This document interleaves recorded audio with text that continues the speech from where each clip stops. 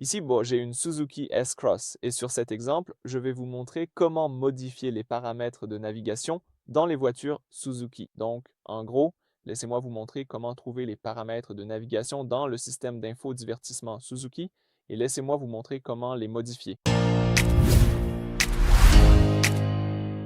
Commençons donc par l'écran d'accueil du système d'infodivertissement Suzuki. Sélectionnons ici les paramètres avec l'icône en forme d'engrenage. Ensuite, dans cette liste de paramètres, utilisons la liste de gauche pour naviguer et choisissons ici la deuxième option qui est la navigation. Comme vous pouvez le voir, vous avez ici tous les paramètres de navigation que vous pouvez utiliser. L'un d'eux est la condition de l'itinéraire. Comme vous pouvez le voir, vous pouvez définir vos préférences pour le type de route que la voiture sélectionne. Vous pouvez utiliser l'itinéraire court, principal ou la recommandation.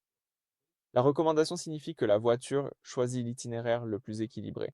Je pense que c'est l'option la plus utile, donc je vais l'utiliser. Vous avez aussi ici des options d'itinéraire. Comme vous pouvez le voir, vous pouvez utiliser les autoroutes, les routes à péage, les ferries, le transport par train. Vous pouvez minimiser, par exemple, les itinéraires avec vignettes, les embouteillages, etc., etc. Vous pouvez décider lesquels vous souhaitez utiliser, désactiver, maximiser ou désactiver. Revenons en arrière.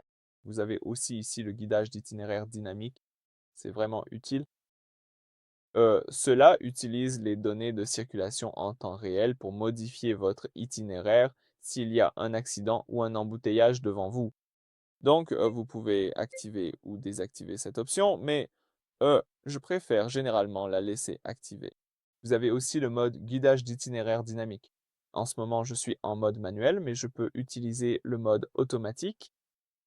Quand vous êtes en mode manuel, cela signifie que la voiture vous demandera avant de changer d'itinéraire à cause du trafic. Donc, je pense que c'est mieux parce que vous pouvez décider quand vous souhaitez recalculer votre itinéraire. Vous pouvez aussi utiliser ici cette option sélectionner l'itinéraire sans intervention par le DRG. Comme vous pouvez le voir, en ce moment, j'utilise l'itinéraire actuel. Donc, cela indique à la voiture quoi faire si vous ne répondez pas aux suggestions de trafic ou de recalcul d'itinéraire.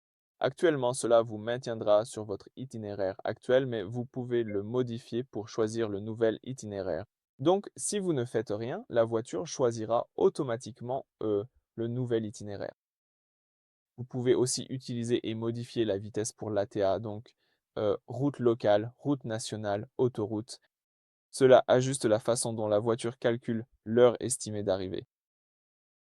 Et pour l'instant, nous utilisons la recommandation, donc cela utilise les limitations de vitesse standard sur des données de trafic moyenne.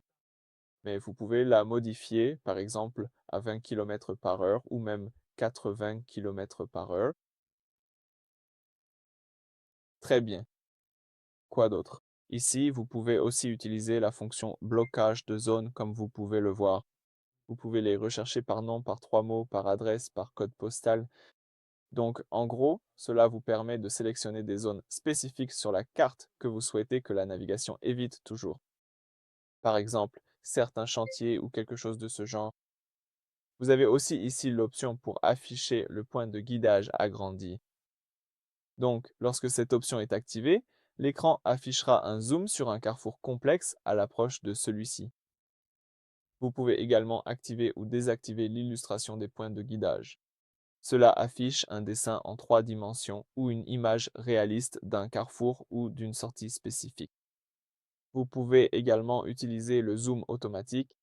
Vous pouvez activer ou désactiver le zoom automatique.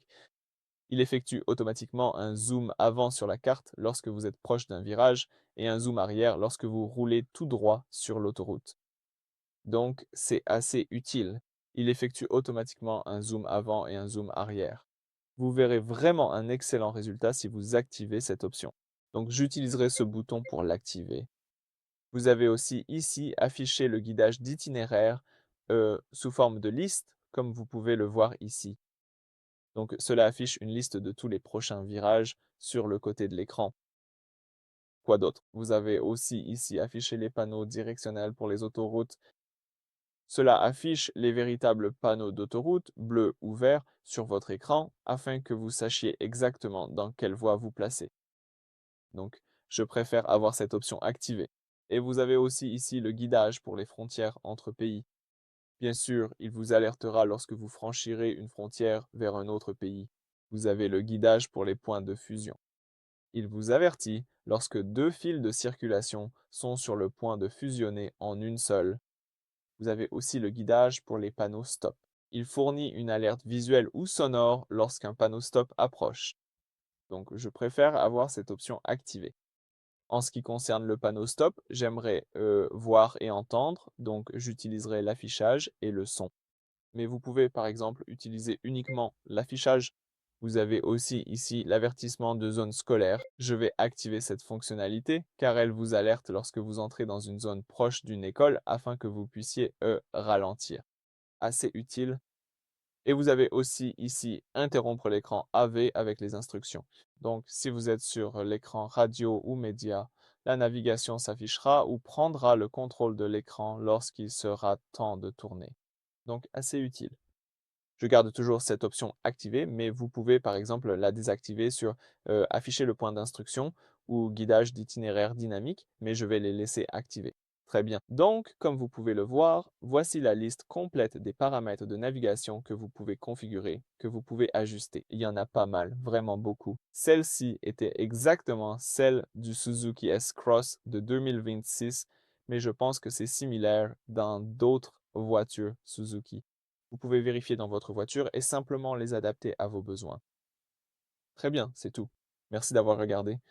Veuillez vous abonner à notre chaîne et laisser un pouce en l'air.